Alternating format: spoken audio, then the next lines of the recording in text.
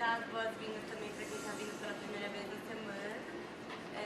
Dizer que a gente está tentando trazer aqui nessa semana temas que envolvem o nosso curso de alguma forma, mas que não são muito debatidos, a gente não aprende muito em sala de aula, que a gente acha que é muito importante para que a gente sempre esteja, enfim, a gente não só ouvir tudo aquilo que está na sala de aula, mas também expandir nossa...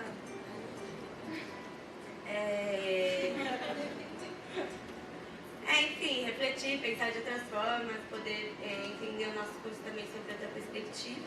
E a gente espera que vocês gostem, aproveitem, participem da semana, se envolvam, porque no final das contas vale a pena. É um aprendizado a mais para fora da sala de aula, e aí eu acho que vale a pena a gente, não sei, quem puder, sempre vir em todas as palestras, que acho que cada uma vai ter uma importância diferente. E quero lembrar também que precisa de vir no mínimo em 3 palestras para receber o certificado. Conta como horas, quem tem atividade supervisionada, enfim, futuramente. Então são 3 palestras no mínimo para conseguir o certificado. Só queria dar esse recado. Agora a Daniela, ela da campanha Não Tem Conversa, e ela vai explicar um pouquinho o que é essa campanha para vocês. E só para dar uma adiantada, a gente tentou priorizar durante a organização da semana o projeto Não Tem Conversa. E, bom, enfim, tentamos, em algumas mesas não vai ser possível, mas não por questão de tentativa, mas de disponibilidade mesmo de palestrantes, etc. E ela vai explicar, vocês vão entender um pouquinho o que é e qual a importância disso. Vou chamar também já as palestrantes da Carla, Débora, o Monique também, já. Depois a gente começar com... Valeu, gente.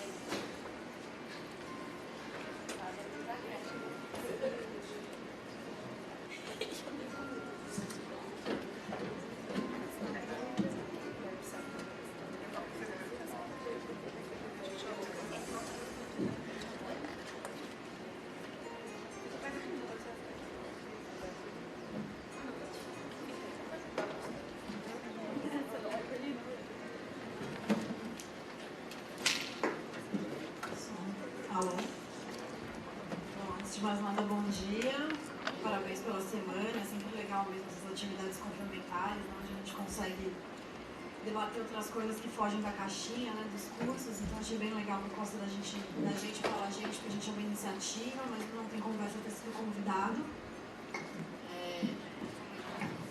Eu vou explicar um pouquinho para vocês o que é esse Não Tem Conversa, né?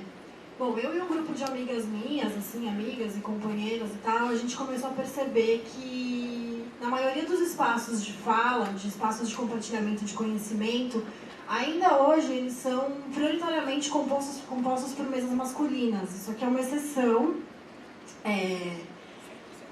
uma super exceção de só ter mulheres, né? E a gente começou a pensar o porquê disso, né? Assim, por que só tem homens e como é que funciona esse espaço de falas onde a gente vai perpetuando esse machismo obscuro, né? Que a gente parece que não vê, mas que ele está presente no dia a dia, assim, ele se manifesta de diferentes formas, né?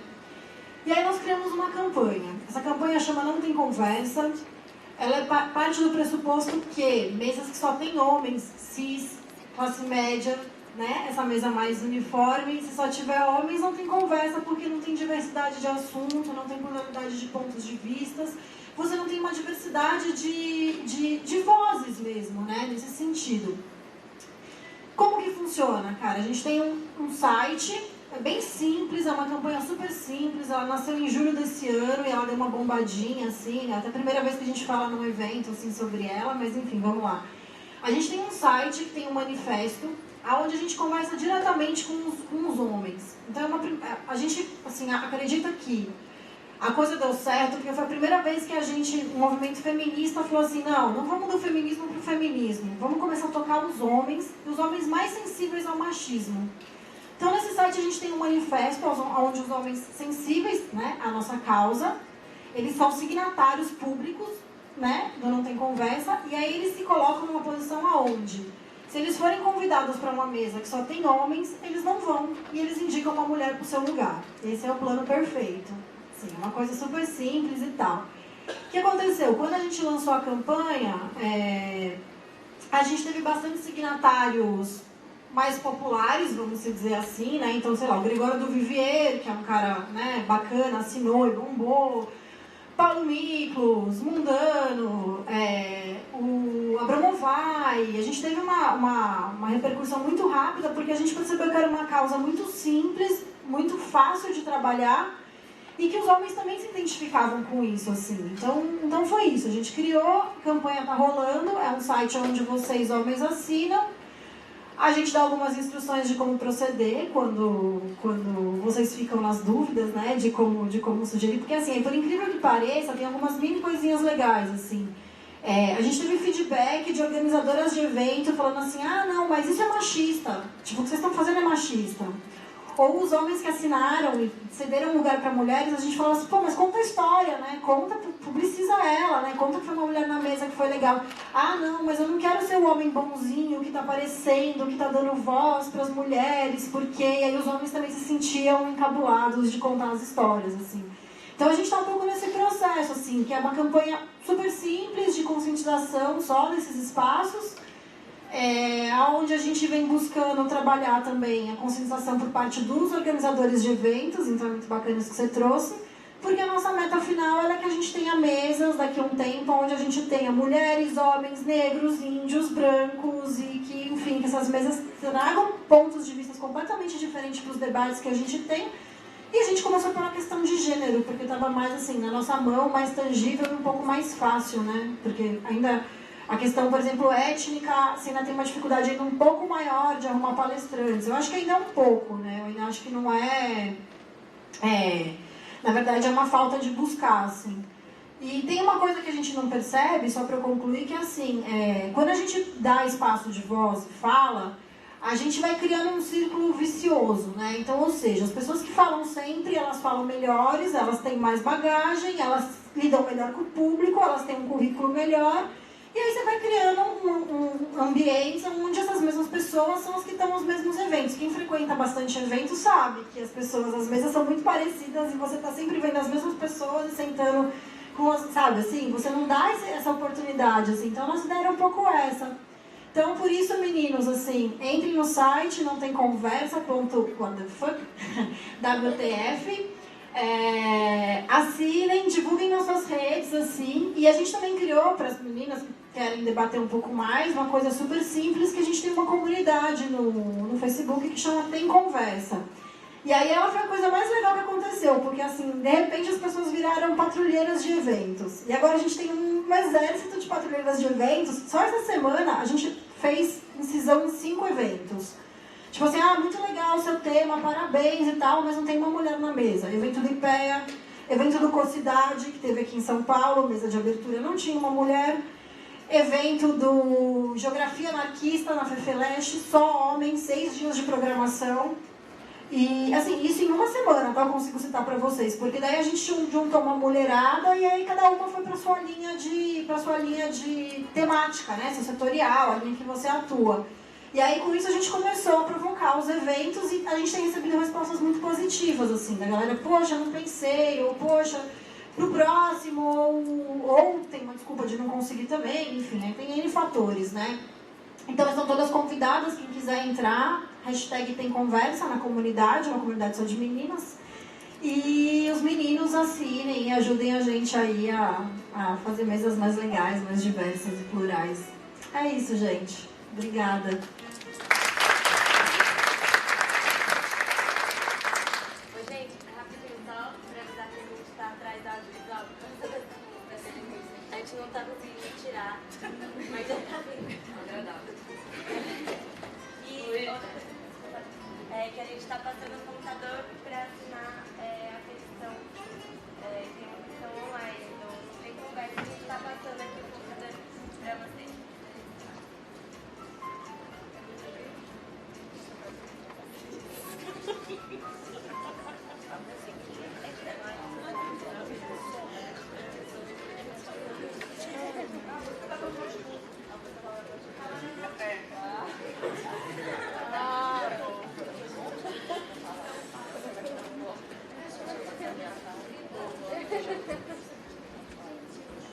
Oi, gente, bom dia.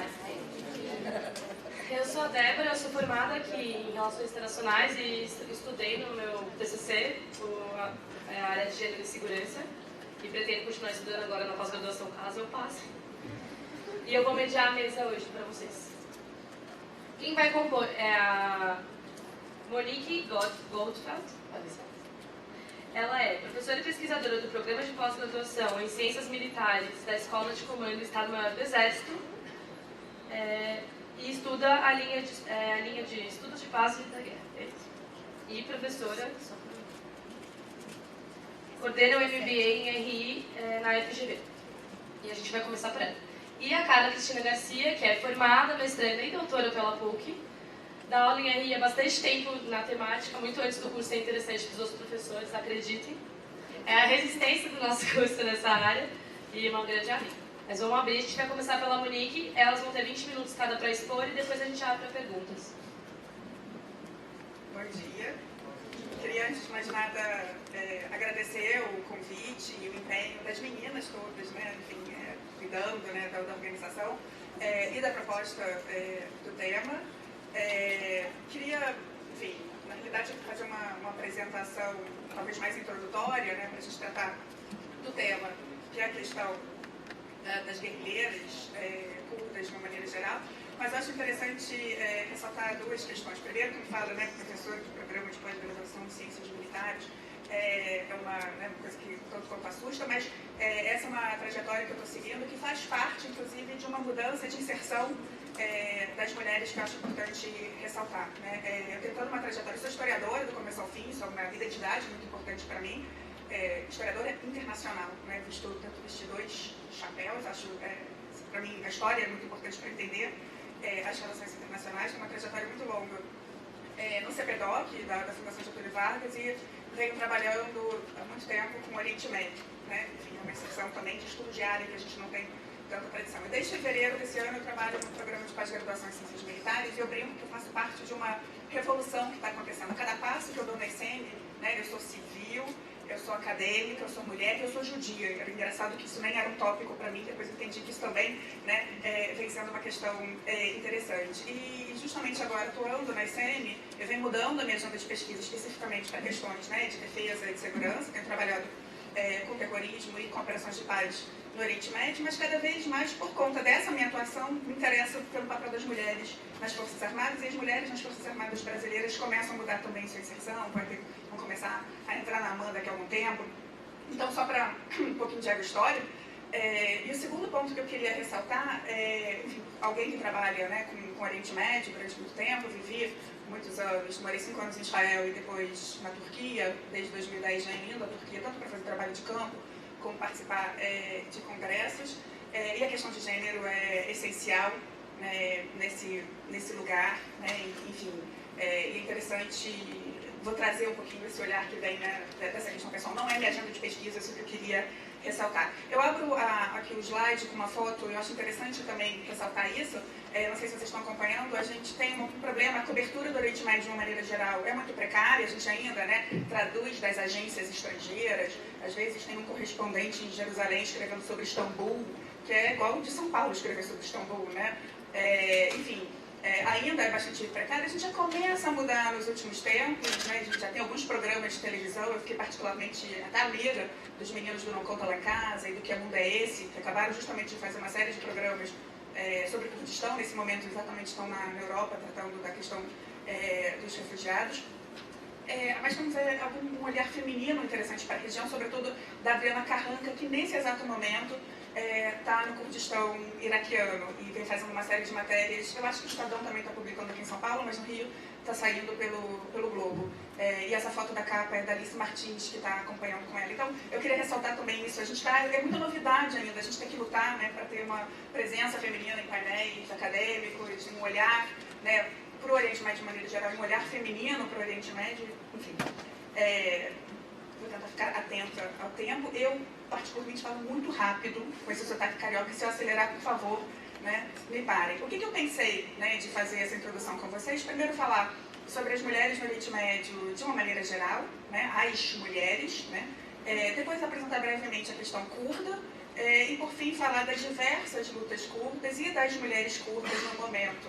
Né? Então, absolutamente isso aqui dava para a gente ficar semanas tratando. Na realidade, eu vou fazer pop-ups e no final a gente pode aprofundar, dar o meu e-mail, enfim, eu gosto muito de discutir, né, em outros fóruns também. A primeira coisa que eu queria ressaltar, né, questão de gênero, questão do papel da mulher na inserção no Oriente Médio, há muito preconceito, desconhecimento, né, por parte do Ocidente de uma maneira geral, mas há de fato documentos, reflexões, enfim, desde o programa das Nações Unidas, né, o Peru de 2002 fez um relatório que é um marco, inclusive, porque ele chamou acadêmicos árabes, né, para tentar ser o mais isento possível, trazer um olhar local para mapear os grandes problemas da região. E um dos principais problemas é a da inserção da mulher, né, de uma maneira geral, tem um gender gap, enfim, existe toda uma discussão na própria região e de organizações internacionais lidando com o Oriente Médio. São temas, né, que perpassam desde crimes de honra, que às vezes vão inclusive seguir com comunidades que migram para a Europa, né, e outros lugares, mutilação genital, tráfico humano, casamentos forçados, casamentos com estupradores acontecem em alguns casos, testes de virgindade, violência sexual, violência doméstica, enfim, a lista é bastante grande para colocar isso. E é importante ressaltar que existem vozes locais, de mulheres locais ativistas, acadêmicas, jornalistas, se debruçando e atuando em relação a essa temática. Eu fiz aqui enfim, quis trazer para vocês três que eu particularmente acompanho de perto. A primeira é a Mona El-Tahawi, eu não sei se vocês acompanharam. Ela escreveu um artigo muito famoso na Foreign Policy, Why the Men Hate Us, alguma coisa assim, por conta de uma experiência pessoal que ela teve quando da primavera no Egito, enfim, sofreu ampla violência, mas antes disso ela já era uma ativista e vem publicando, debatendo sobre a questão da inserção das mulheres no Oriente Médio. Eu recomendo em particular, não sei se vocês vêm acompanhando a Al Jazeera, que enfim, tem um olhar bastante interessante, tem um programa chamado Head to Head, que na minha opinião é um dos melhores programas de debate. Você tem um debate com ela, o apresentador ele é incrível, que é o Mahdi Hassan, mas a Mona El-Tahawi consegue superá-lo, né, por conta do engajamento, do conhecimento dela em relação à questão de gênero. E o que a Mona vai falar é que sejam ricas, pobres, educadas ou não, todas sofrem como mulheres na região. Né? Alguns pontos são específicos, desde proibições mais amplas até não poder dirigir, né, na Arábia Saudita, até amplos casos de violência doméstica na Turquia, ou questões generalizadas como é o caso dela, que mora no Egito. Né? No Egito os números são assustadores, cerca de 99% das mulheres têm alguma questão que eles chamam de sexual harassment. Né? E a Mona, entre as várias atividades dela e tudo mais, ela prega que tem que ter uma revolução dupla no Oriente Médio, né, discutindo sobretudo desde a chamada primavera, né, uma revolução social, de uma maneira geral, e uma revolução sexual também. Essa ruiva aqui em cima, a Mona. Ela é muçulmana, e isso é muito importante também colocar, tem uma discussão sobre o que é o Islã, enfim. A outra, na realidade, escritora que eu queria ressaltar, que teve no Brasil, tem um livro traduzido para o português, a Jumana Haddad, ela é libanesa, cristã. O livro se chama Eu Matei Sherazade. É muito interessante, ela é editora de uma revista pornográfica, enfim, no Líbano, e ela fala, não é exatamente, enfim, que lida com questões de corpo e tem umas discussões sobre o que é pornográfico, enfim, tudo mais. Ela vai ressaltar que para além das forças religiosas, sistemas políticos e sociedades patriarcais no Oriente Médio, há um problema das próprias mulheres se oprimindo, e ela já acha também relevante ressaltar isso. Né? Enfim, tem diversas outras discussões, mas para colocar aqui, tem uma voz local debatendo, ela sofre bastante, enfim, preconceito e tudo mais, mas participa de debates. E a última que eu queria ressaltar aqui é a Dilar Dirik, não sei se vocês, enfim, minimamente pesquisando sobre a questão curda chegaram até ela. A Dilar, ela é curda, ela faz doutorado em Sociologia na Universidade de Cambridge, mas ela também é uma ativista, tem essa dupla entrada, né, acadêmica e ativista, e o ponto da Dilar, sobretudo, é que as mulheres curdas elas vêm sendo especialmente discriminadas, seja por questões étnicas, e elas vão sofrer nos países em que vivem, né, socioeconômicas, como também pela própria comunidade patriarcal. Né? E aí, enfim, o ativismo da Dilar tem sido muito na defesa de um projeto de autonomia democrática, enfim, que é um projeto que vem crescendo muito entre muitos pontos. Meu primeiro ponto nesse slide aqui é para colocar, existem diversas mulheres do Oriente Médio, existe uma questão sim sobre, em relação às mulheres, de uma maneira geral, alguns países a ênfase num ponto ou no outro, mas existem vozes locais tentando lidar com esse tema, e eu quis mostrar aqui só 3 possíveis, existem outras tantas. Outro ponto nessa introdução que eu queria ressaltar é que a gente está falando de uma região que tem a produção artística do Oriente Médio, na minha opinião, é uma das mais incríveis, sofisticadas, eu gosto de dizer Oriente Médio sofisticado na mesma frase, enfim, que vale a pena acompanhar. E aí eu botei aqui alguns exemplos, eu particularmente no Rio, acabei de dar um curso na Escola de Direito da FGV sobre direitos humanos e cinema no Oriente Médio, né? E é muito interessante porque a gente olhar para o cinema, tanto pelo que ele apresenta, as discussões sobre direitos humanos, como o próprio fato de você assistir um filme feito no Oriente Médio, gerar empatia, né? Se colocar no sapato dos outros e começar a criar uma conexão, um olhar próprio, né? Que não vem literalmente, né, enviesado ou mediado por outras regiões. Eu coloquei aqui alguns exemplos, alguns filmes talvez mais conhecidos, como Lemon Tree, que é um filme israelense que trata da questão da Palestina, mas no final das contas é um filme muito sobre a questão de gênero, sobre uma mulher israelense e uma palestina. Cairo 678, que é um filme que trata justamente da questão do sexual harassment no Egito, e de propósito dirigido por um homem, né, um he for she, o Mohamed Diab, o nome do diretor. Ele acha, né, enfim, ele achava importante que fosse um homem a fazer esse filme e botar o dedo na ferida, né, o primeiro caso de levar a questão de abuso sexual para os tribunais egípcios foi um pouco antes da chamada, né, revolta quer dizer, Primavera Árabe.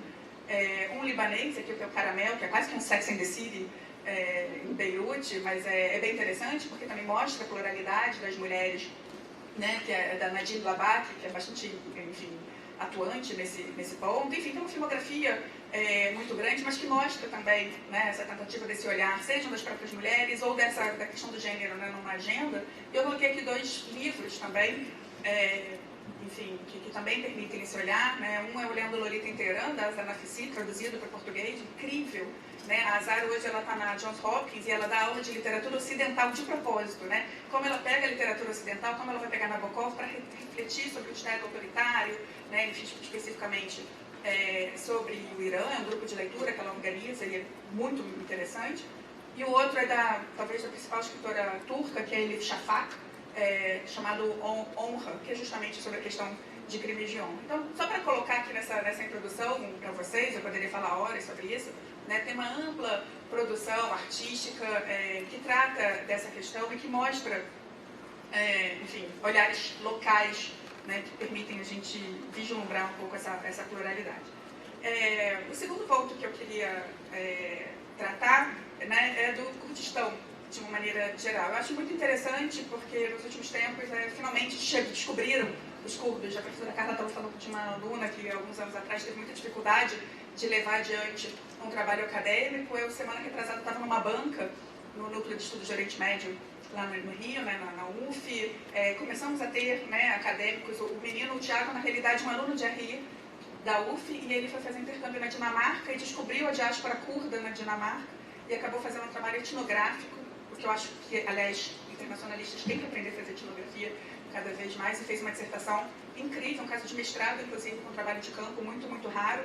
Eu queria ressaltar, e cada vez mais, né, enfim, semana que vem vai ter um debate sobre esse programa, né, o Que Mundo é Esse, sobre o Kurdistão. Finalmente, né, a gente começa a descobrir essa questão que é tão grave ou mais do que a questão palestina, por exemplo, né, quando a gente olha para o Oriente Médio. Também é um povo que não tem um Estado, os números são incertos, fala-se 30, 40 milhões, né, de curdos. Historicamente, os curdos, a gente olhando esse mapa, eu sou uma estudiosa de Império Otomano, eles atuavam, tinham um papel importante como uma buffer zone, né, como uma zona tampão entre o Império Otomano e o Império Persa, né, e durante os períodos, né, enfim, séculos XVIII, sobretudo, os Emirados tinham um alto grau, os Emirados curdos com alto grau de autonomia e um papel importante ali, né, como uma zona tampão, evitando que tivessem, né, confrontos diretos. Com o fim do Império Otomano, no começo do século XX, né, enfim, o Império Otomano tem um declínio, que vai de 1683 a 1922, é um longo declínio, mas sobretudo no começo do século XX, tem diversas guerras que vão gerar o fim do Império Otomano, né? Você tem a Guerra da Tripolitânia, a Guerra dos Balcãs, depois a Primeira Guerra Mundial, depois a Guerra de Independência da Turquia.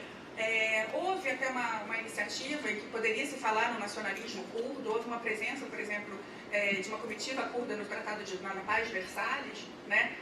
Mas alguns acadêmicos, né, vão ressaltar que aquela janela que poderia ter se colocado, né, para um nacionalismo curdo acabou se fechando, né? E de fato, né, a gente teve os desenhos ali das fronteiras e não nasceu o Kurdistão. Os curdos acabaram ficando, né, distribuídos em grande parte na Turquia, são cerca de 23% da população turca, né, e sobretudo essa região mais, o sudeste da Turquia, Diyarbakır é sobretudo, né, o principal centro curdo. Há uma presença, né, se vocês olharem aqui, pontual, no norte da Síria, que eles vão chamar de Rojava, que seria o ocidente do Kurdistão.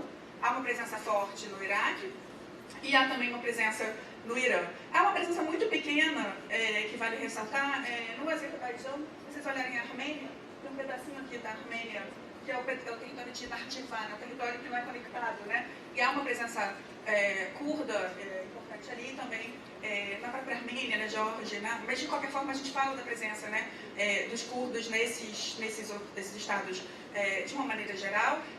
Na Turquia, sobretudo, a questão curda, desde o começo, vai ser um ponto muito importante. Na época dos nacionalismos, alguns, quer dizer, da Guerra de Independência, quando a Atatürk se coloca, não sei em que medida vocês, né, acompanham, né, o nascimento do Estado turco, né, do núcleo duro do que era o Império Otomano. Vai ter um momento de grande revolução mesmo com essa figura, que foi Mustafa Kemal Atatürk, entre 23 e 38, né, uma são das bases desse Estado que é a Turquia hoje.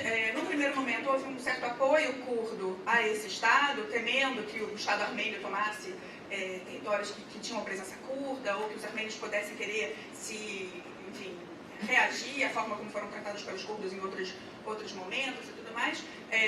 Mas quando nasce a Turquia, de fato, fica claro qual é o projeto, né, turco, os curdos não vão conseguir se inserir, né? Vai ter um projeto amplo por parte do governo, né, de turquificar esse povo, de obrigá-los a falar a língua turca, de turquificar os próprios nomes, chamá-los às vezes de turco da montanha, né? Enfim, viviam em regiões montanhosas. Sempre houve revolta por parte desses curdos, é importante ressaltar, mas o grande turning point é na década de 80, quando vai ser formado o Partido, né, dos Trabalhadores do Kurdistão, entre 84 e 99. É de fato uma guerra clara entre, né, guerrilheiros curdos contra o país. Alguém já foi à Turquia aqui? A Turquia é um país neurótico, com segurança, né? Enfim, é muito mais até do que Israel, por exemplo, em termos de centro, no shopping center, qualquer coisa você é revistado por conta até, né, do que foi, essa atuação. Em 99, o líder do PKK foi preso, que é o Abdullah Öcalan, teria diminuído, e nos últimos anos falava-se num processo de paz, desde 2013, sobretudo, entre os curdos e o governo, e nesse momento a coisa está, sendo mexida. Há uma presença também histórica na Síria, bem menor, e durante muito tempo, inclusive, a Síria usava a cartada curda, né, contra o governo da Turquia. Depois a gente pode ampliar. A presença no Iraque também sempre foi, né, bastante tensa, e sofreram muito, inclusive, armas químicas por parte, né, do Saddam Hussein, e o Irã também. Esse mapa mostra o que seria, né, esse Kurdistão, né, enfim, onde tem essa larga presença. É importante ressaltar que a maior parte dos curdos, eles são muçulmanos sunitas, cerca de 75%, mas há curdos, né, para a gente falar os curdos sempre no plural, há curdos xiitas, alevis, há curdos judeus, muitos foram para Israel, mas há curdos judeus, há curdos yazidis, que a gente vem ouvindo falar muito nos últimos tempos, né, entre outros tantos grupos. Então, os próprios curdos que têm essa presença, é uma etnia, tem uma língua que é mais próxima do persa até, e essa presença mais ampla, o fato que não tiveram um Estado. Nesses pontos é que eu queria ressaltar, dentro, né, desses estados sempre houve, a lida dos curdos com os estados foi muito variada, tem desde a assimilação completa, inclusive um primeiro-ministro turco, Turgut Özal, era de ascendência curda, isso não foi um ponto, por ter se assimilado totalmente.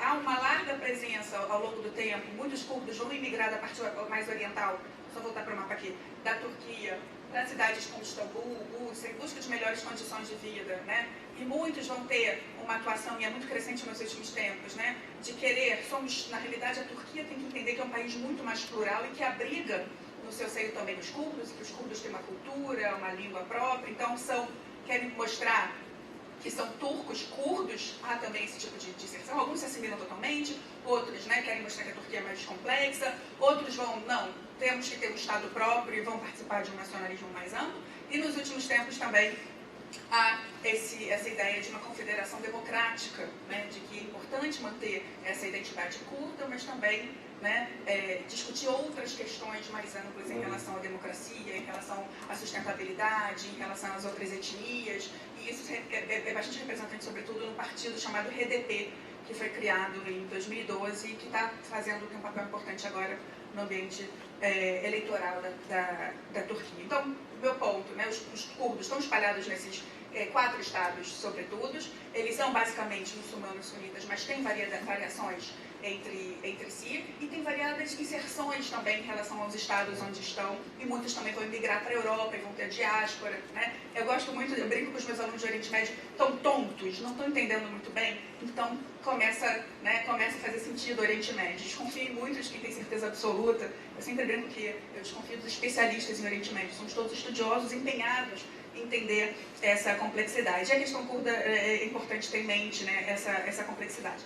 Dentro da questão curda mais ampla, tem a questão das mulheres curdas também, né? É importante ressaltar, e a gente está cada vez mais interessado na questão das guerrilheiras, né, enfim, do papel importante que elas estão tendo, sobretudo nesse exato momento, contra o Estado Islâmico, mas há amplos problemas sociais, como eu estava falando naquela agenda, né, da região, em relação, e muito da luta de mulheres curdas tem a ver com isso, né, de querer não só lutar para que não sejam discriminadas por serem curdas ou por não terem todas as inserções socioeconômicas, mas também por questões patriarcais e que graçam, né, entre eles. Então tem muitos casos de crimes. Eu tenho um filme que eu passei agora no Rio que chama 1+8, Turkey and Her 8 Neighbors, que se visita as fronteiras turcas, e é muito interessante que vai se ver que tem casos de poligamia, tem casos de casamento forçado, tem casos de crime de honra, enfim, existe toda essa questão entre elas.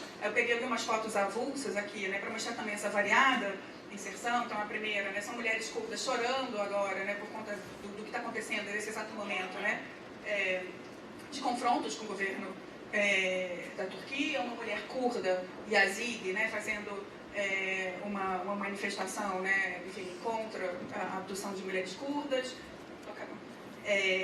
Aqui embaixo, né, especificamente contra o governo, uma campanha em Istambul contra o governo do Erdogan, né, que é o presidente agora da Turquia, porque, né, o que entende como uma perseguição mais ampla em relação às curdas de uma maneira geral.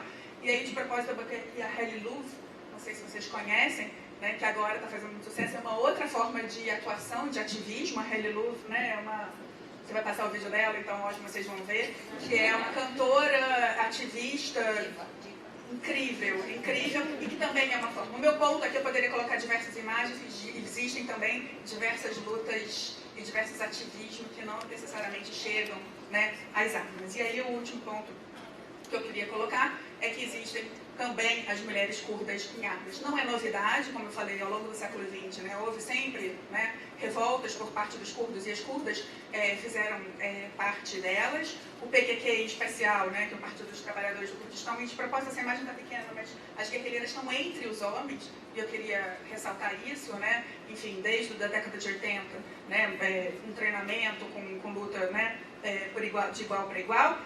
Aqui a gente vê essas 4 imagens de propósito, que você tem várias inserções. Então tem as mulheres curdas na primeira imagem, né, do PEJAK, que estão lutando no Irã, que é o que é menos conhecido. Tem as mulheres do PKK, que atuam sobretudo na Turquia. Essas peshmergas, que são as que atuam no Iraque, no Kurdistão iraquiano. Eu até achei interessante, não sei se vocês assistiram o Que Mundo é Esse, essa série de programas para Globo News, né, sobre o Kurdistão, que não aparecem as mulheres peshmergas, mas elas têm uma presença histórica, né, de às armas enfim, e agora, sobretudo, uma reação ao Estado Islâmico.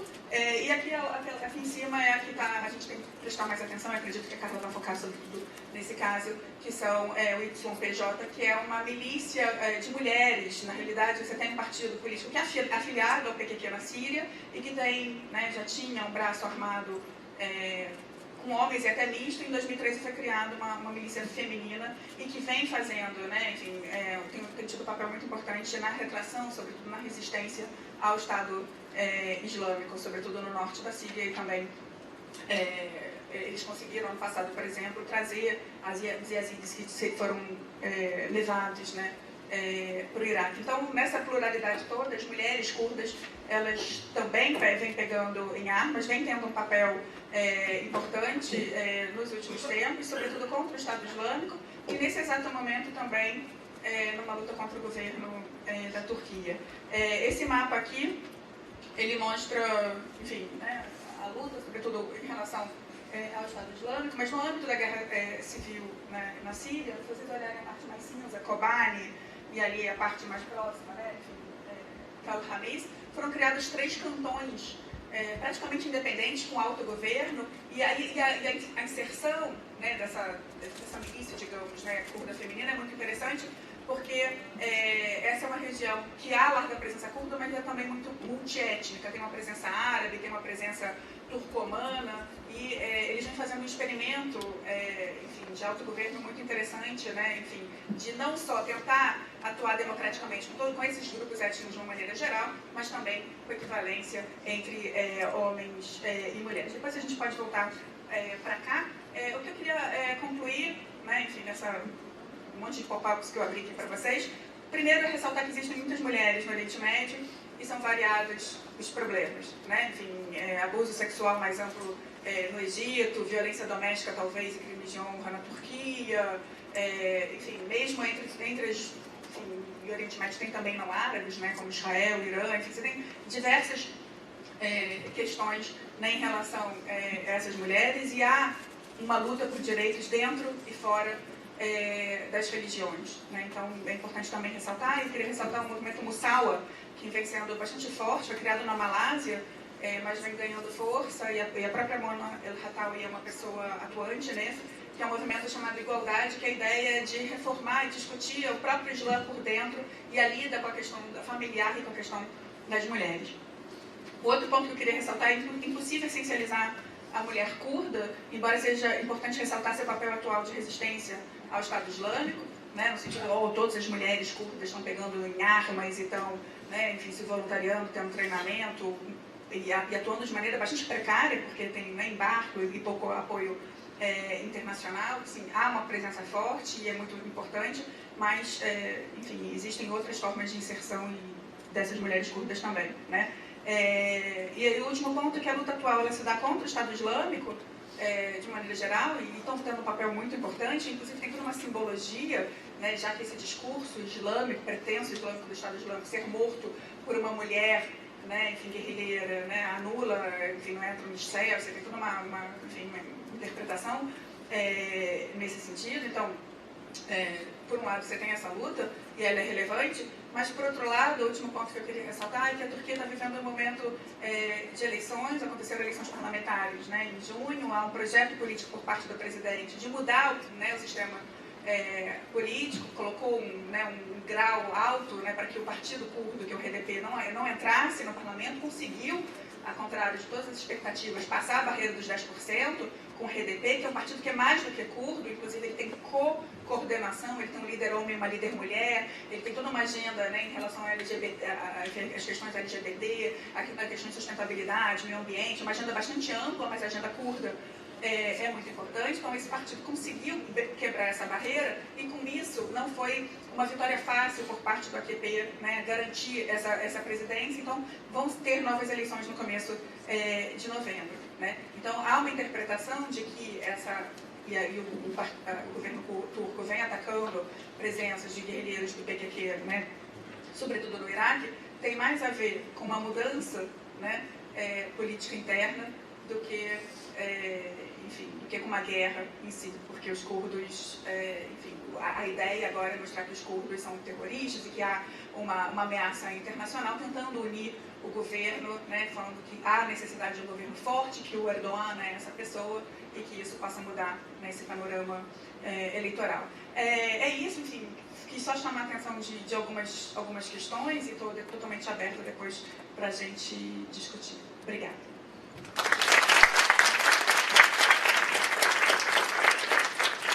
Obrigada, Monique. Agora eu vou passar a palavra para a Carla Cristina, que eu esqueci de falar, mas ela tem o seu estudo de vida toda baseado em estudos de mulheres e descolonialidade. E eu resolvi ampliar o tempo para 30 minutos porque eu resolvi mesmo. Então tá bom. Cada uma mandona, por isso. Não, a gente nunca tem espaço para falar, então elas têm muito para falar e tá todo mundo aqui mesmo. Então tá bom. Bom, gente, bom dia. Enquanto a Marcela vai colocando aqui para a minha apresentação, eu queria agradecer muito o convite, dizer que eu estou muito emocionada de estar aqui hoje falando sobre as mulheres e as armas, as curdas,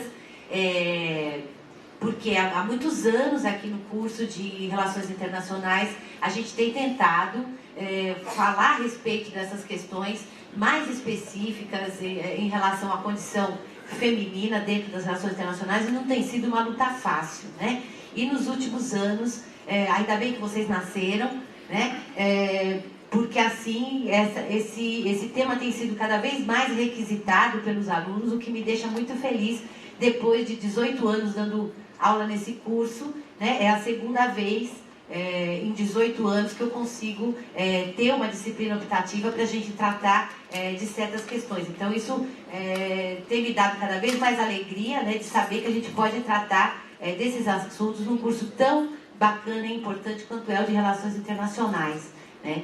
Então, e também antes de começar a falar a respeito do nosso tema de hoje, eu também queria falar sobre o Não Tem Conversa, né, me posicionar também falando a respeito da minha vida, como vocês podem ver, 18 anos, 19 já, na verdade 19, tentando tratar de questões femininas e da condição feminina internacional e nunca conseguindo, né?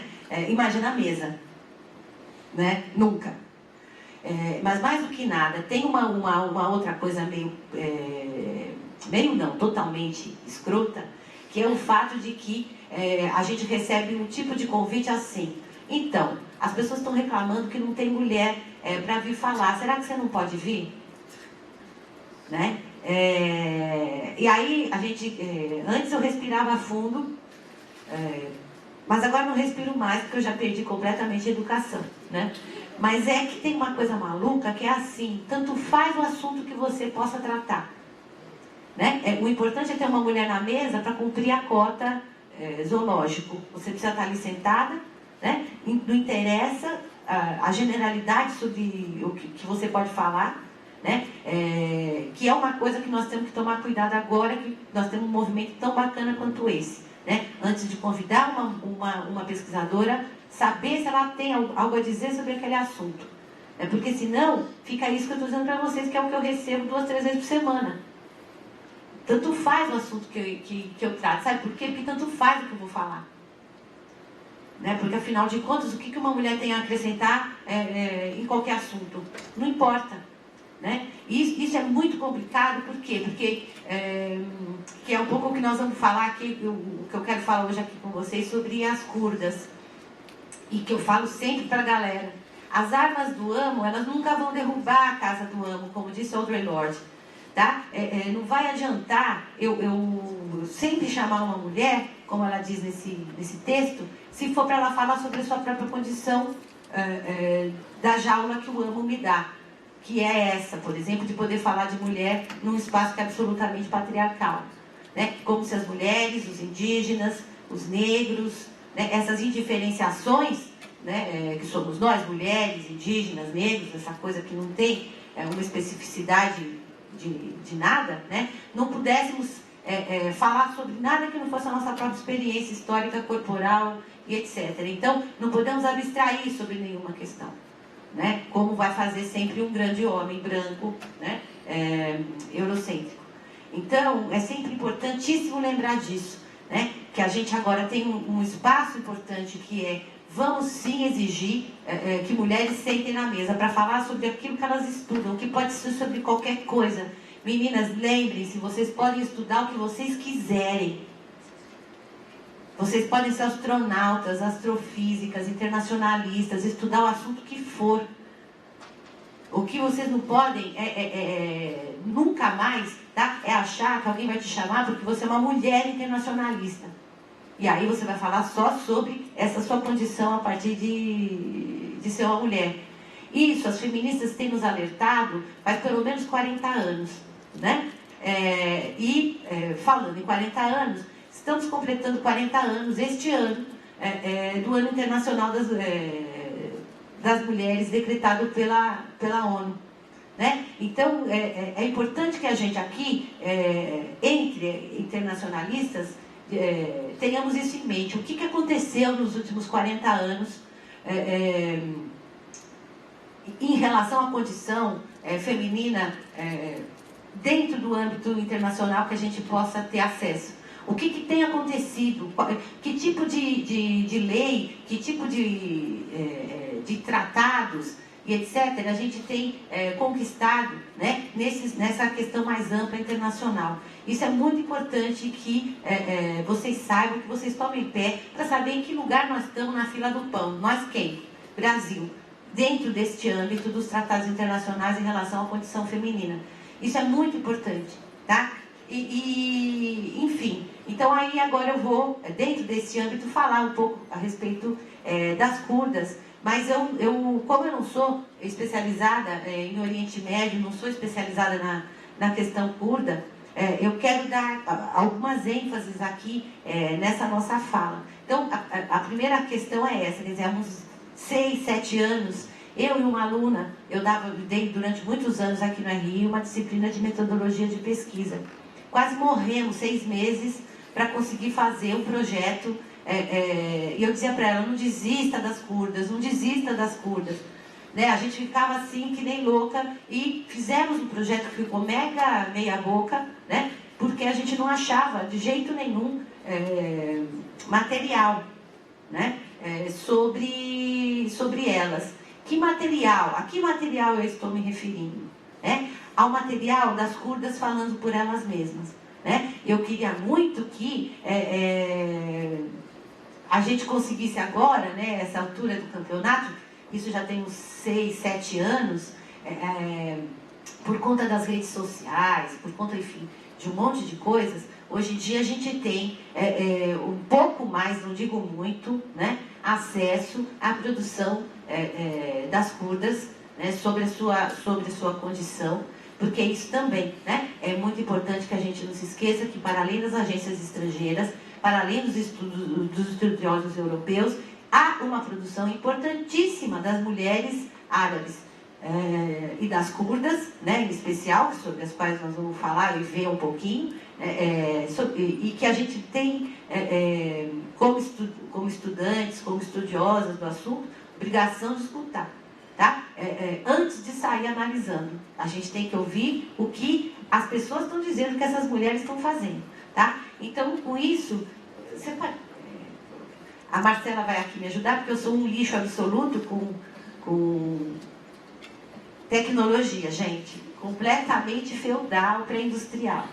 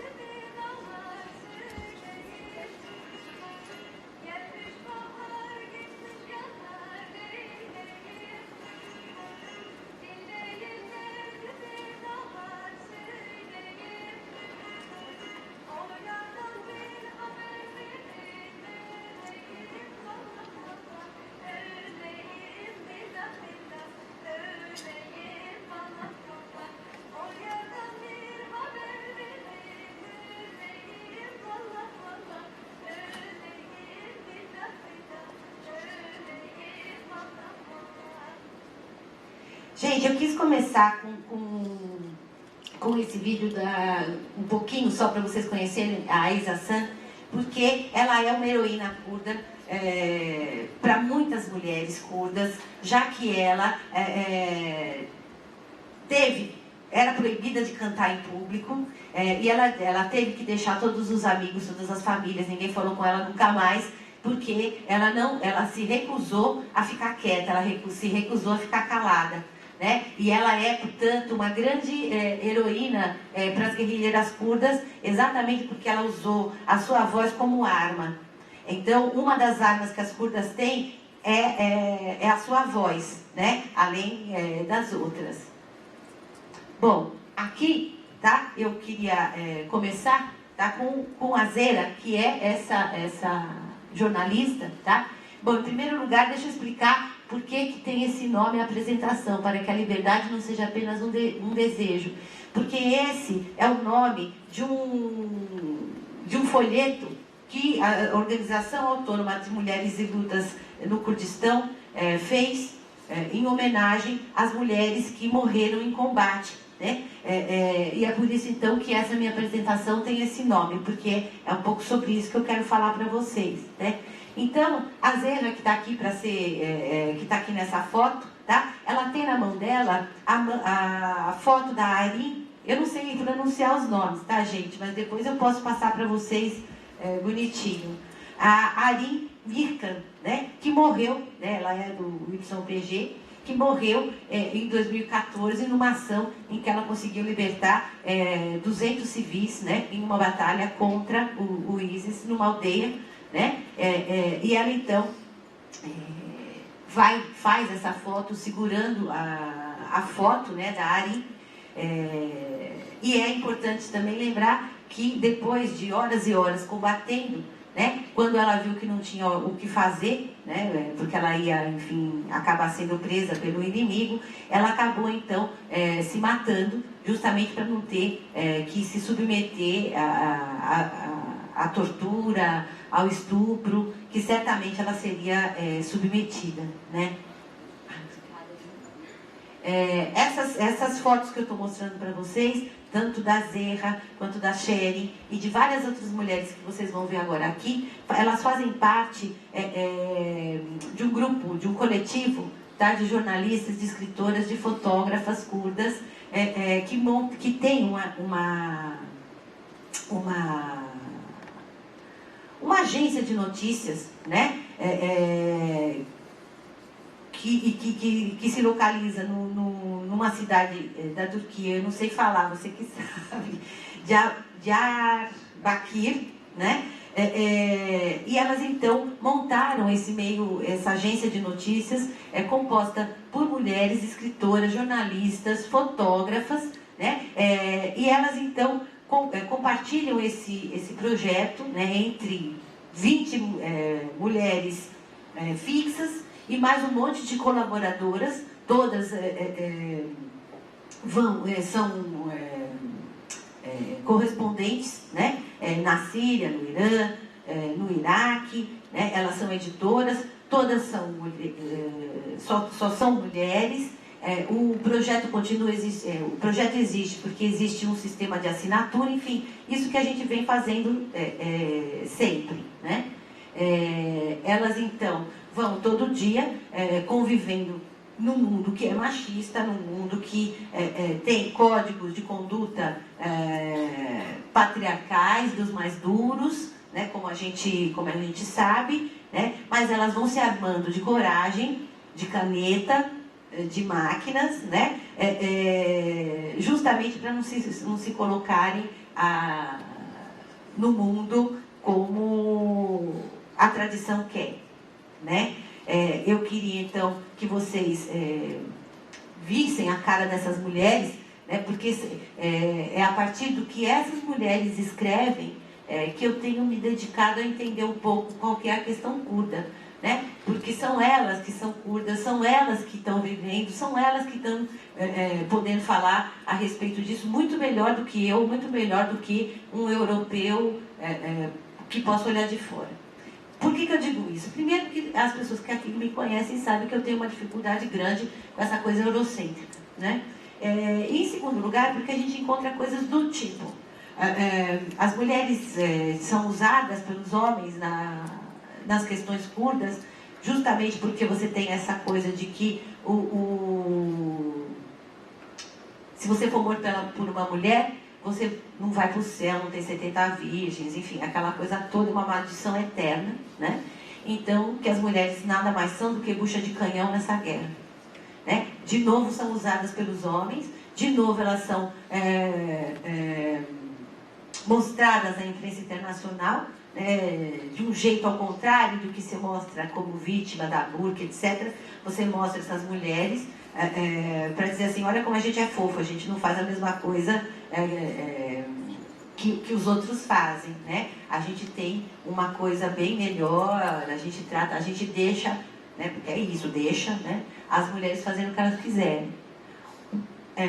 Em primeiro lugar, isso não é verdade. Quer dizer, as mulheres curdas pegam em armas desde sempre, pelo menos desde 1919, que é quando elas se organizam como feministas e como guerrilheiras e como políticas, tá? Em segundo lugar, de novo dizer que são os homens que estão usando elas de bucha de canhão, não dá nenhuma chance de você pensar que mulheres curdas, mulheres árabes, mulheres bárbaras, né, tenham 3 dedos de testa para pensar por si mesmas. Tá? Então é por isso que eu também quero que vocês entendam da importância da gente tentar procurar textos, fotos, os folhetos que elas produzem, né? E então, né, umas questões, né, que elas vão tratar dentro deste grupo delas, né, não vai estar ligado só às questões das guerrilhas, mas também a questão dos estereótipos, a questão da educação, tá? As questões de liberdade das mulheres, são muitos temas que são tratados e o que todas elas vão dizer, sempre a partir da perspectiva feminina e tentando eliminar o sexismo da linguagem, né? Pode passar. Aqui, por exemplo, nessa foto, né? Ela aparece aí com esse livro que elas utilizam, né? Tentando acabar com o sexismo na mídia. E aqui, né? Essa última foto, né? Ela vem justamente com o livro sobre a vida da Ezisan, que é essa cantora que vocês viram, né? Agora nesse outro vídeo, justamente porque elas estão tentando recuperar as heroínas, né? Criar uma genealogia de mulheres fortes, né? Justamente para que a gente entenda que a palavra, a câmera e as armas, né? são as bombas e são as porradas e são os tiros, né? Necessários para que a gente perca de uma vez por todas essa ideia do homem branco que pode descrever e saber, né, como vai dizer nesse caso a Spivak, né, o homem branco que tem que salvar a mulher de cor do homem de cor. Né? Eu acho que o trabalho de pesquisa, o trabalho de divulgação, o trabalho de escrever sobre si mesmas, que as curdas têm realizado, né, é que precisa ser lidos por nós. Tá? Então, por isso, eu digo para vocês que essas granadas, elas precisam explodir por aqui, né? Essas que elas fazem. Então, essa questão toda sobre, né, as guerrilheiras curdas e, principalmente, esses vários pontos, como a gente está discutindo aqui, né? Você tem muitas diferenças entre o que acontece. Quer dizer, a curda não sofre mais? Evidente que sim. Tá? Vocês imaginem a quantidade de preconceitos e de problemas sérios que elas vão ter em relação a uma cultura que não só é tradicional, mas é tradicional para burro, né? Mas que elas são organizadas politicamente, elas são um partido, elas são uma federação. Não todas, mas aquelas que estão na montanha. as que estão organizadas em federações, como é o caso que eu estava dizendo para vocês, das organizações autônomas das mulheres e lutas do Kurdistão, né, que vão, então, se organizar, né, e elas vão ter vários tipos de decisões que são importantes, como, por exemplo, nem pensar em casar. Né? E essa é uma coisa engraçada, né? É uma coisa que tem sido pauta das feministas, e aí não só das orientais, mas das ocidentais também, desde 1793, quando a Mary Wollstonecraft disse: meninas, pelo amor de Deus, parem de casar. Se tem uma coisa que a gente não pode fazer nessa vida é casar, porque o casamento é uma prisão de veludo para algumas, né? De veludo nesse sentido, porque você não tem ideia de que aquilo é uma prisão, né? Antes da Mary, já em 1700, 1600 alguma coisa, as preciosas diziam exatamente a mesma coisa, né? Justamente porque junto com o casamento vem o peso de toda a tradição, né? De você não poder fazer mais nada na sua vida além de ser esposa de alguém, né? E de você então não ter direito sobre nada. No caso das curdas, elas tomaram essa decisão, por um lado, né? Dentro de um contexto político, dentro de uma leitura a respeito da sua condição, né? Também muitas das guerrilheiras, elas são solteiras, então, algumas que vão abandonar mesmo as casas, não são mais casadas porque elas vão embora. Outras já optam por isso, porque você tem muitas mulheres muito jovens e que decidem, então, que não vão ter uma vida de casada, enfim, filho, né?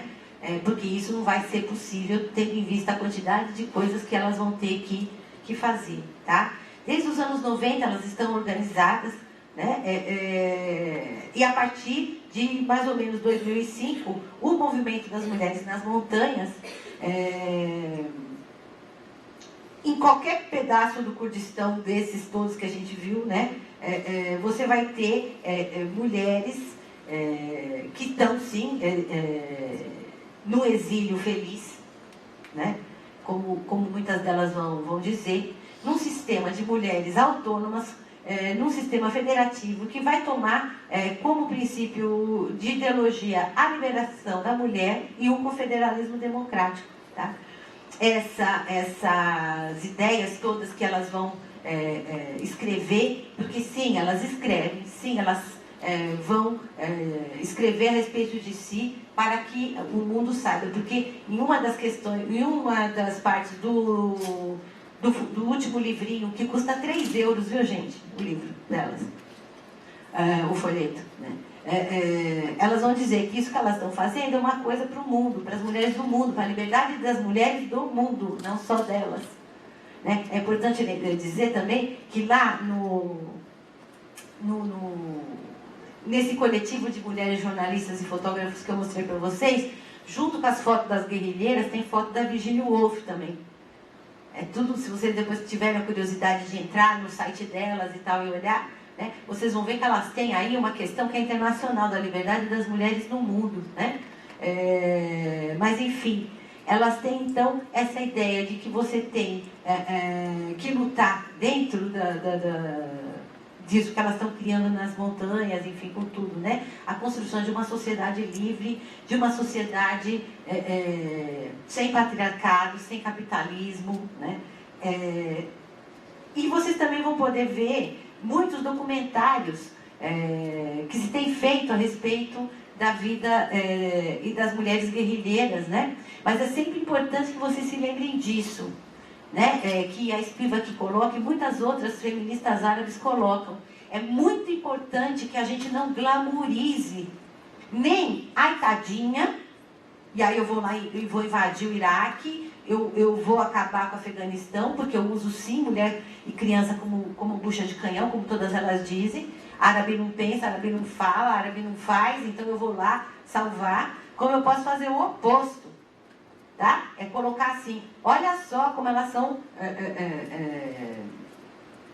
ferradas, fodidas, maravilhosas, né? Como se não houvesse problema também, como se ali não tivesse nenhuma questão para resolver. O que eu quero dizer para vocês é que a guerrilha curda e as guerrilheiras curdas, elas têm muitas armas, entre elas a caneta.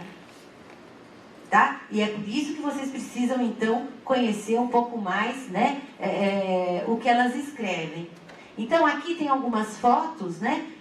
Mas o que eu queria mesmo mostrar para vocês é uma... Você pode pôr, Marcos? Você sabe? Pronto. Isso.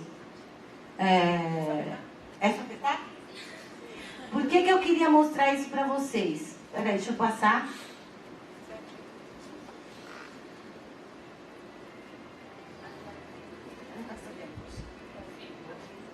Não tem problema. Por que eu queria mostrar essas fotos para vocês, tá? Justamente porque a Sária, que é a fotógrafa que fez essas fotos, ela morreu em um conflito, né? Então, muitas das coisas que as meninas têm escrito também são em homenagem à Sária, tá? E o que tem de incrível nessas fotos dela, que depois vocês podem procurar também na internet. Elas mostram um outro jeito de ser soldada, que é o jeito feminino. Tem uma coisa que os ocidentais, por exemplo, escrevem que é assim, não é feminista matar como homem. E quem diz que elas matam como homem? Elas matam como mulheres. E isso é bem importante. Então, o jeito de você tirar foto de guerra também é um jeito diferente de tirar foto de guerra, né? O jeito que elas vão mostrando o dia a dia. Olha que foto incrível essa. As flores, sabe? É um outro jeito. Fala assim, é mimimi, professora? Não, gente, não é. É um jeito diferente de você fazer as fotos, né? Aí nas montanhas. E essas... são todas fotos incríveis que depois vocês podem... Eu posso mandar para vocês os... Olha essa também, que bárbara. O link, né? E vocês podem ir procurando. Tem uma música atrás que é bonita, né? Mas ela morreu, então, tá? Em 2011, né? E então se dedica à Organização Autônoma de Mulheres e Lutas do Kurdistão, né? Elas vão dedicar o seu primeiro folheto, né? De divulgação das suas ideias a ela e a várias outras mulheres que perderam sua vida pela sua liberdade. Muitas mulheres, milhares delas, tanto na Turquia, Irã, Iraque, Síria, Armênia, lá, né, em todo lugar, vão ser, então, parte ativa na divulgação dessas ideias, né? Parte ativa na maneira como elas vão encarar essa luta, né? E eu acho que, então, é importante que vocês não se esqueçam que as lutadoras que vocês estão vendo, os retratos, né? Elas não têm aqui uma biografia comum, né? Elas têm biografias muito diferentes. Elas realizam suas atividades em diversos campos do movimento de mulheres, tá? Mas todas elas falam pela sua própria voz, né? Cada uma delas tenta criar um jeito de que a liberdade não seja só um desejo, né? Elas querem que, ainda que seja muito longe de ser alcançado, né? Que a gente então, e também que as condições de vida na montanha, gente, é tudo menos glamurosa, né? Mas elas também acreditam que a vida nas montanhas tem uma coisa de libertadora, né? Com a própria identidade, etc. Então,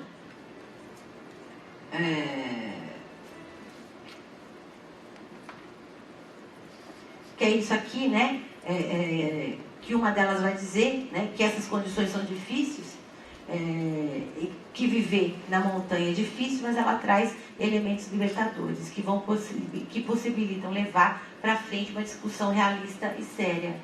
E aí, para poder a gente ver isso nós vamos passar, que você não vai ficar muito perto aí. Antes de passar o vídeo, eu só queria ler aqui para vocês um trechinho, né, da fala de uma delas, que é o seguinte: a guerrilha significa libertar-se de todas as influências da modernidade capitalista e levar uma vida comunal, uma vida perto da natureza. Aqui jogam seu papel os valores ideais. No sistema capitalista se manipulam os pensamentos e os sentimentos. Nas montanhas se reconsideram esses sentimentos e pensamentos manipulados e se dá um novo significado. Aqui tudo tem seu próprio significado e sua própria beleza. O ar, a água, as flores, as árvores e os animais, e também as mulheres e os homens. E dizem elas, e agora para a gente poder ver a Helly, chegamos num ponto em que devemos compreender que com a lógica do homem nós não vamos poder nos libertar de nenhuma dessas condições atuais. Tá? Então elas vão dizendo, porque lógica feminina, elas vão se movendo na luta por um mundo melhor. Né? E para a gente poder abrir o debate, começar a nossa discussão, né, sobre elas, o que a gente vai passar agora, eu não sei se tem como a gente aumentar um pouco a música, é esse vídeo da Helly Luve, nossa diva, jurada de morte em 14 continentes.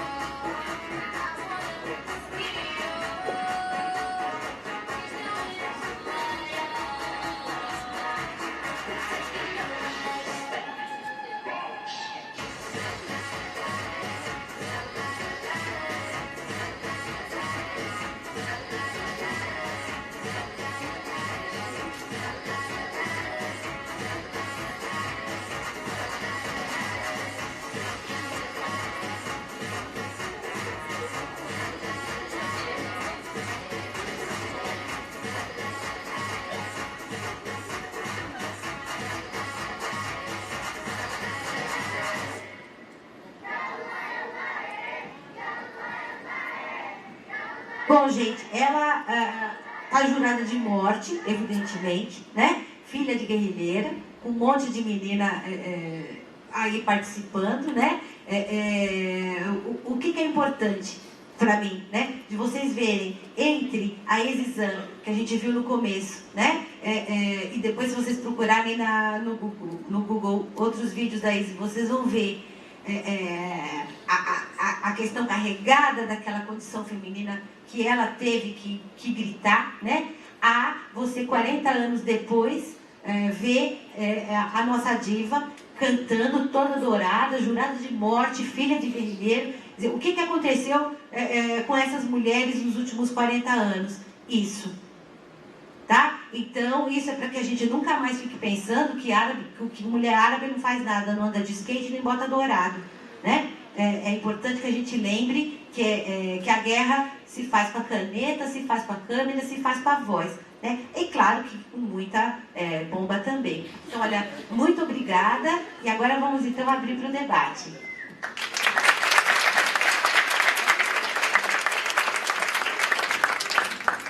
A gente tem o microfone aqui só? Esse aí solta, né? Então tá, gente, a Camila vai passar e vai recolher as perguntas. Eu só queria já fazer uma para a Monique. Você colocou que a Turquia fica numa posição bastante complicada com relação à questão curda, uma vez que é o território mais tomado pela população. Como fica a Turquia com a questão da coalizão norte-americana? Porque fica numa posição bastante delicada, né? Basicamente isso. Você quer fazer uma vez ou quer fazer um bloco? Pode ser. Quer fazer um bloco? Tá, deixa eu fazer um bloco de 5 perguntas e depois a gente refaz isso.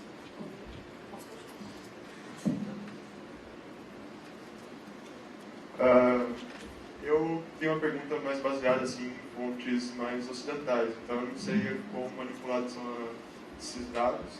Eu acho que seria mais para a Monique essa pergunta. Há dados que existem muitas mulheres lutando pelo Estado Islâmico.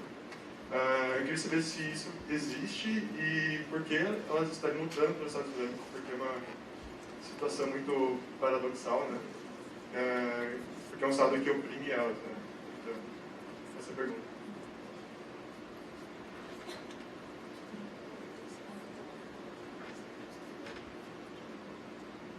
Coletamos mais ou respondo já?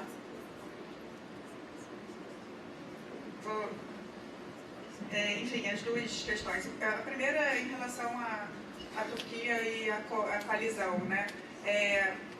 Enfim, a Turquia foi apelidada durante muito tempo de highway jihadista, né? Fez 800 quilômetros de fronteira com a Síria, enfim, da onde estão, já emendo um pouco na outra resposta, né? Onde estão entrando esses, acredito que cerca de 30 mil, não se sabe o número. O Estado Islâmico tem problema porque as fontes são muito controversas, né?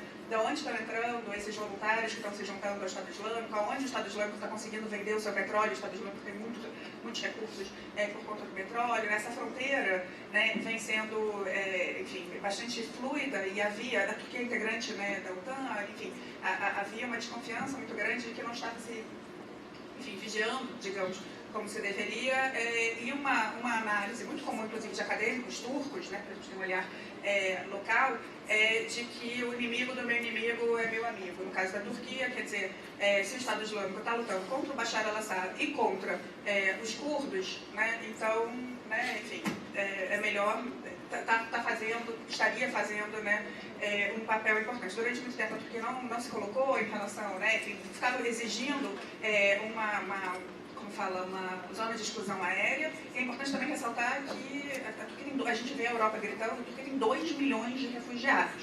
A gente anda em Istambul, que é lá longe, são cerca de 70 mil pessoas morando nas ruas e praças de Istambul. Enfim, com isso tudo, né, durante muito tempo ela ficava, né, não se colocava. Nos últimos tempos houve uma demanda maior, o Estado Islâmico se recrudescendo, e oficialmente ela está lutando contra o Estado Islâmico e permitindo que a coalizão, sobretudo os Estados Unidos, usem suas bases para bombardear o Estado Islâmico. Só que nesse meio tempo houve um atentado que foi interpretado como tendo sido perpetrado pelo PKK, então a Turquia, na realidade, está bombardeando o PKK e seus pretensos aliados. Então é uma situação muito dúbia, né? Inclusive quando as pessoas falam, vai nascer o Estado curdo, agora o Kurdistão iraquiano é quase que um Estado de fato. Mas se tem uma coisa nisso tudo que a gente está olhando para a complicação da região, é o temor turco de que com isso tudo se fortaleça. Isso das mulheres curdas, e elas orgulhosamente falam, tem vários documentários que falam, somos a primeira, nos orgulha de sermos aqueles que de fato estamos vencendo o grande mal da humanidade, lutando, porque é uma questão curda, é uma questão de mulher, mas é uma questão da humanidade, da civilização.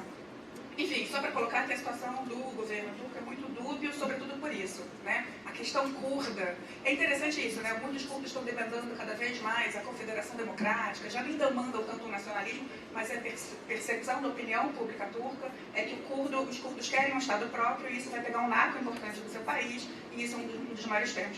Lidar com a Turquia é muito, assim, tem muitos temas sensíveis, né? Eu, por exemplo, tenho que falar o assim chamado genocídio armênio, a questão curda é um tema muito sensível, porque...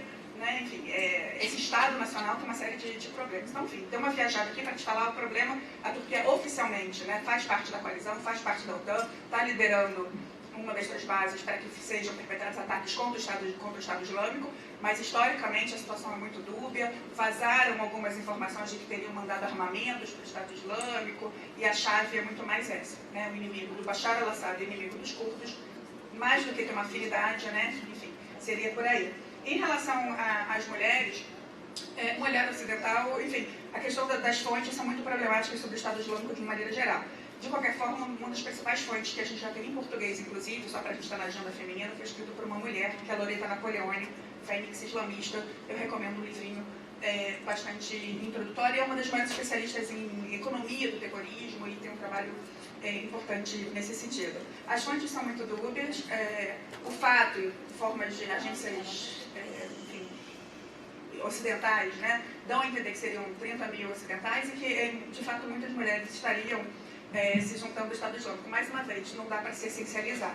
Tem desde imigrantes ou filhos de imigrantes que não conseguem se inserir na sociedade europeia e que têm uma ideia, né, de fazer parte de uma luta, eles usam inclusive uma terminologia. Tem um livro que foi publicado em português, ele é muito mal escrito, que se chama Na Pele de uma Jihadista.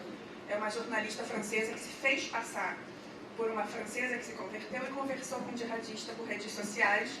E seria, aí usa o termo hijra, você vai fazer a hijra, né, ir para Meca, né, que aí você vai se juntar ao Estado Islâmico e vai se casar com um guerrilheiro, né, do Estado Islâmico, e vai fazer parte do que seria esse pretenso califado, né. Então, tem desde mulheres ocidentais, que no New York Times fez uma matéria recentemente sobre isso, né, que tem problemas sociais, enfim, que são muito variadas, né, a forma. Há, inclusive, a ideia de um sexual jihad, de você dar um conforto sexual para o jihadista, enfim, é bastante complexo. E há também, de fato, essa atuação do Estado Islâmico tomando território, sobretudo curdos, e as yazidis em especial, que não são muçulmanas, né, de fazê-las... escravas sexuais, né? Ou escravos sexuais mesmo, enfim. Não sei se eu te respondi, mas é complexo, as fontes são ainda bastante problemáticas. Eu só queria então complementar, porque assim, por que as mulheres lutam contra a própria condição que elas vivem no Estado Islâmico, né? É a mesma coisa que a gente pensar como é que um pobre pode bater panela, né? A questão da consciência do que acontece com você, ela não é uma consciência que é essencialista, ou seja, não é porque você é mulher que você vai imediatamente se ligar na opressão que você vive, né? A condição de opressão é uma questão de consciência de si e de classe, né? No caso das mulheres árabes, a gente tem, daquelas que vão se aliar ao Estado Islâmico, a gente sempre tem que levar em consideração que, em primeiro lugar, a gente não sabe a razão política. É a mesma coisa do véu, viu? Assim, todas que usam véu são oprimidas, todas têm a sua subjetividade colonizada. É mentira. Quer dizer, o véu ele é também, sim, uma arma de oposição muito forte política ao Ocidente, né? Então, por que nós, ocidentais, nos submetemos a um Estado machista do jeito que a gente se submete? Né? Por que a gente ainda tem que dizer, olha, eu não sou feminista, eu sou humanista, eu acho que todas as pessoas têm que ter o mesmo direito, então. Né? Aí é que está isso depois de 330 anos de luta organizada e sistemática. Né? As árabes também são organizadas há muito tempo. Né? É importantíssimo que a gente não se esqueça disso. É de ver aí, a partir daquilo que é quase impossível para nós, que é ter as fontes das próprias mulheres, né, árabes, para discutir essas contradições todas que vêm embutidas, né?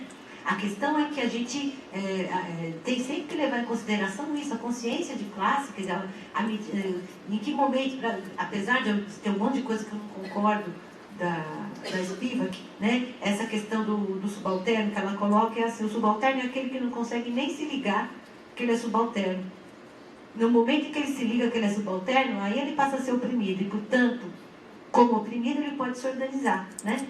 E isso em qualquer situação, seja no caso das mulheres hindus, que é sobre o qual a Spivak está falando, seja no nosso próprio caso. Quer dizer, quando a gente percebe, né, a nossa condição de subalterno, né, é que aí a gente pode passar ao oprimido, e aí como oprimido a gente pode se organizar, né? A questão é que a gente sempre tem que pensar isso, quer dizer, como é que a gente pode lutar contra nós mesmos, coisas que a gente tem feito e que tem visto nessa virada à direita, né, gente, que a gente tem vivido aqui mesmo no Brasil. Posso falar só uma coisa, Carla? Desculpa, mas as curdas, elas não são árabes. Não, eu sei, mas é que eu estou falando no geral, né? Não estou falando das curdas. É que ele está falando como que as mulheres podem não... É porque às vezes acaba saindo como intercambiável e isso é uma questão muito importante. Assim, as turcas não são árabes. Não, eu nem estava pensando nas curdas agora, eu estava pensando no geral por causa das discussões que a gente tem feito, no caso do Fêmen, né, que fez aquele manifesto para liberte as mulheres árabes, e ela saiu dizendo, por que você tem que me libertar? A gente também anda de skate, né? Aí eu estava aqui, como estava com o exemplo do véu, né? Mas, quer dizer, no Oriente Médio, né, tem muitos grupos étnicos e isso é muito importante, sabe, para elas essa distinção. Não, mas nessa cara eu não estava nem pensando nas curdas, eu estava mais pensando nessas outras questões que a gente vive tratando por aqui, sobre as árabes, o véu, né? E esse problema. Mais perguntas, gente?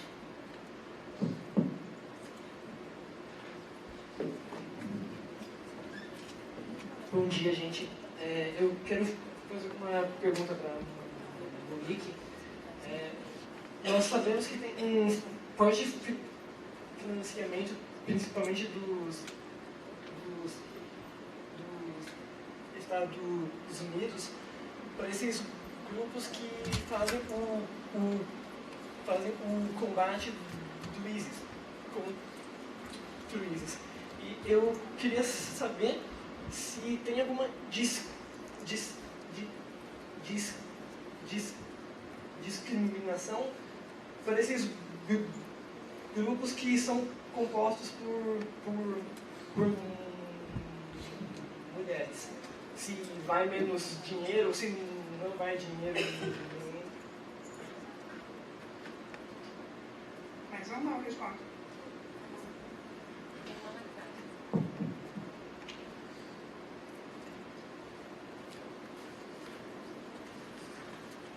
A gente ficou discutindo aqui um pouco sobre o motivo da Hailey cantar em inglês. Ela só canta em inglês ou ela também canta a língua dela?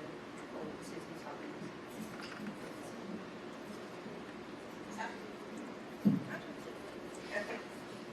Tem mais perguntas? Não?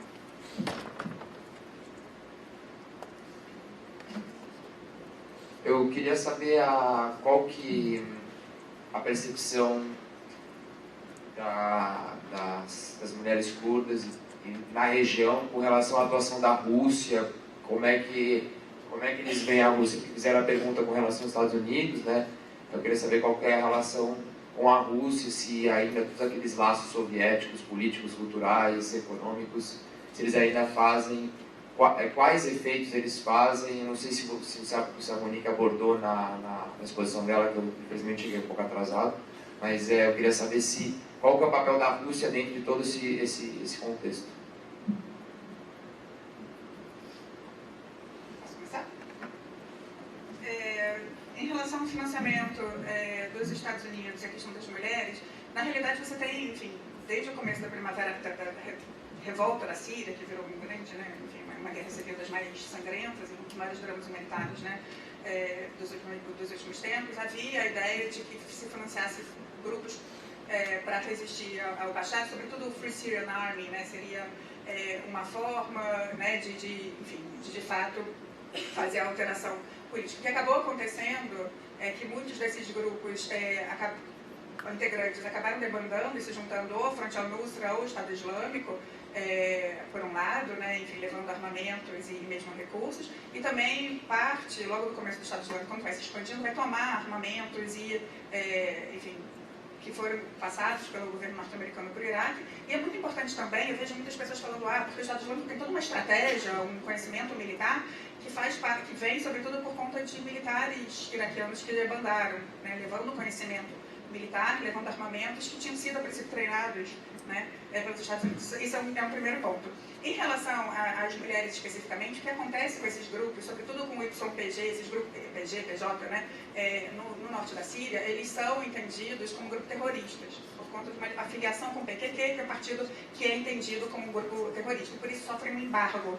Esse é um dos grandes problemas, né? Eles falam, né, mais uma vez eu queria ressaltar esse programa, que é um olhar brasileiro, né, esse Que Mundo é Esse, né, que mostra as armas dos peshmergas na Turquia, por exemplo, né, tem que lavar, enfim, é uma coisa muito precária ainda, né, quase home, que eles falam, né, feito em casa, quase que esse armamento, eles têm muita dificuldade, né, em receber esse tipo de ajuda por conta dessa percepção que são grupos terroristas e que tem essa ameaça em relação à Turquia. Então é uma questão bastante tensa, né, o que está acontecendo especificamente nesse sentido. Em relação a Hailey Luv cantar em inglês, o que me consta, ela morou, acho que na Finlândia, ela morou no país europeu, ela canta em inglês até por conta para, enfim, difundir as letras, né, enfim, a luta curta, mas ela canta também em curdo e faz shows em Erbil, tem alguns que dão para ver no Facebook, na internet, enfim, que são grandiosos, e ela é muito, enfim, orgulhosa. Ela nasceu no Irã, se não me engano, mas cresceu na Europa, enfim, participa de programas de televisão, isso faz parte, né, dessa outra arma que é importante, que ela, inclusive o outro filme foi gravado a 1 quilômetro do Estado Islâmico, de propósito de verdade, para trazer autenticidade. Em relação à Rússia, um dos motivos de não ter tido uma intervenção internacional, né, na Síria desde o começo foi o que aconteceu na Líbia, né, e a Rússia sentada no Conselho de Segurança, né, enfim, tínhamos dado, né, um apoio para que tirasse, né, para que houvesse uma proteção de civis na Líbia, e na realidade trouxeram uma agenda e tiraram o Bashar, ou tiraram o Gaddafi. Bem, a Síria é diferente, né? A Síria, o Bashar é um aliado histórico, a Rússia tem um porto, explora o porto de Águas Quentes, que é o porto de Tartus, que é historicamente importante, tem ainda esse revisionismo russo que a gente tem que levar em conta, né? Então tem um papel importante, né? Enfim, desse revisionismo que a gente está vendo de uma atuação russa. Agora tem uma outra coisa muito importante que escapa a muitos, né? Entre esses guerrilheiros internacionais que estão se juntando ao Estado Islâmico, tem um sem número, já ouvi de 600 a 6 mil, chechenos, né? Então essa questão é uma questão interna, né? O pretenso islamismo de jihadismo radical é uma questão interna para a Rússia também. Então a Rússia tem um interesse variado, muito forte no que está acontecendo, e nos últimos tempos decidiu, né, que está intervindo, está, né, mandando, enfim, está tendo uma discussão muito ampla em relação a isso, né, de fortalecer. E também tem uma fala do Bashar durante muito tempo de que, olha só, é ruim comigo, se me tirar, olha a bagunça que vai ficar. E agora a Rússia está reforçando isso, né, de olha só, né, enfim, enfraqueceu o Bashar, olha como a região, que é uma herança, inclusive, da forma como os europeus desenharam, em especial a França, tem uma grande carga, né, como ela desenhou. Tem um livro que se chama Loucura de Churchill. Se vocês olharem o que os ingleses fizeram no Iraque, né, sunitas, xiitas e curdos, né, é uma loucura mesmo, né? E a forma como foi desenhada essas fronteiras, né, na Síria é muito complicada. Então o discurso é de que não, né? Ou tem que ter uma Bashar, ou ele é um papel muito importante nessa atuação. Enfim, a Rússia está voltando a ter uma atuação forte, o Irã também tem um papel muito importante, que está se alterando, mas é um grande, enfim, bastião, né, do governo do Bashar, a gente não pode perder em mente. Foi isso.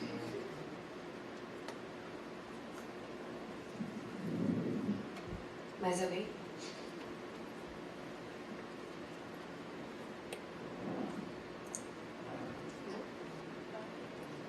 Vamos encerrar então? Então, gente, vamos encerrar. Obrigada para Carla, como sempre, mais uma vez, pelo apoio. Obrigada, Monique. Muito bom ouvir o seu parecer. Gostei bastante. E obrigada pelo convite. E obrigada pelas meninas que fizeram por tocar essa mesa. A gente sabe que não é fácil, eu já passei por isso antes. E boa semana de RI para vocês. Aproveitem bem as mesas. E sejam bem-vindos para quem está vindo pela primeira vez. São 4 anos intensos, eu garanto. Obrigada, então, mais uma vez pelo convite. E vamos ver se a gente então agora se anima, né, para começar a estudar um pouco mais a fundo outras questões femininas espalhadas pelo mundo, tá? Muito obrigada mais uma vez pelo convite.